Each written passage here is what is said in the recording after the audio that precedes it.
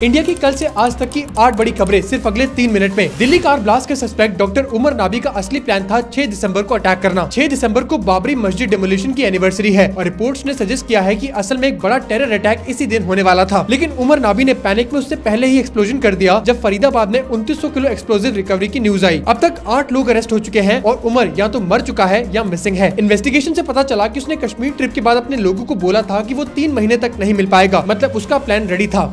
PM Narendra Modi ने भूटान के चौथे किंग जिग्मे सिंघे वांगचुक के साथ थिम्पू में मुलाकात करी। इस मीटिंग में दोनों ने इंडिया भूटान के बीच रिश्तों को और मजबूत करने पर बात करी। पीएम मोदी ने किंग को उनके 70th बर्थडे पर बधाई भी दी। दोनों ने एनर्जी, कनेक्टिविटी, टेक्नोलॉजी, डिफेंस और सिक्योरिटी जैसे सेक्टर्स में कोऑपरेशन बढ़ाने पर फोकस किया। एनआईए अब ऑफिशियली फरीदाबाद में मिले एक्सप्लोजिव्स के केस में इन्वेस्टिगेशन कर रही है। फरीदाबाद पुलिस ने पहले लगभग 2900 kilo suspected explosive materials recover किए थे, जिसमें अमोनियम नाइट्रेट और दूसरे केमिकल्स मिले। ये मटेरियल अल फलाह यूनिवर्सिटी के लैब और उसके आसपास के एरिया से मिला, जहां कुछ डॉक्टर्स काम करते थे। एनआईए इस केस को टेक ओवर करके ये जांच करेगी कि ये मटेरियल्स टेरर एक्टिविटीज में यूज होने वाले थे या नहीं।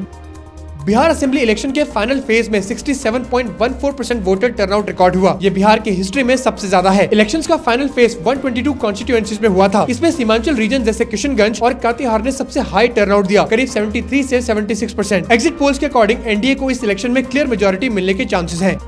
धर्मेंद्र जी हॉस्पिटल से डिस्चार्ज हो गए हैं और अब अपने घर पर रेस्ट कर रहे हैं। फैमिली ने कंफर्म किया कि उनकी हेल्थ स्टेबल है और वो घर पर ही ट्रीटमेंट कंटिन्यू करेंगे। फैमिली ने एक ऑफिशियल स्टेटमेंट में मीडिया और पब्लिक से रिक्वेस्ट करी है कि स्पेकुलेशंस और अफवाहों से बचें। स्टेटमेंट में कहा गया कि धर्मेंद्र जी अब डॉक्टर्स के ऑब्जर्वेशन में घर पर रिकवर कर रहे हैं।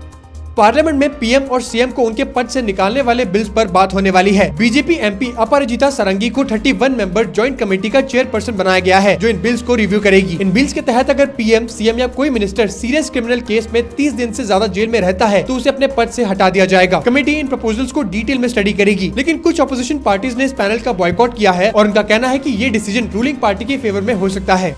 इंडिया ने 2024 में सबसे ज्यादा टीबी केसेस रिकॉर्ड किए हैं। WHO की लेटेस्ट रिपोर्ट के हिसाब से इंडिया में लगभग 26 लाख टीबी केसेस रिकॉर्ड हुए। ग्लोबल लेवल पर भी टीबी केसेस 2023 में 8.2 मिलियन तक पहुंच गए, जो एक रिकॉर्ड हाई है। लेकिन इंडिया में टीबी के टोटल केसेस बढ़ने के बावजूद इन्फेक्शन रेट और डेथ्स में गिरावट देखी गई है, क्योंकि डायग्नोसिस और ट्रीटमेंट फैसिलिटीज इंप्रूव हुई है।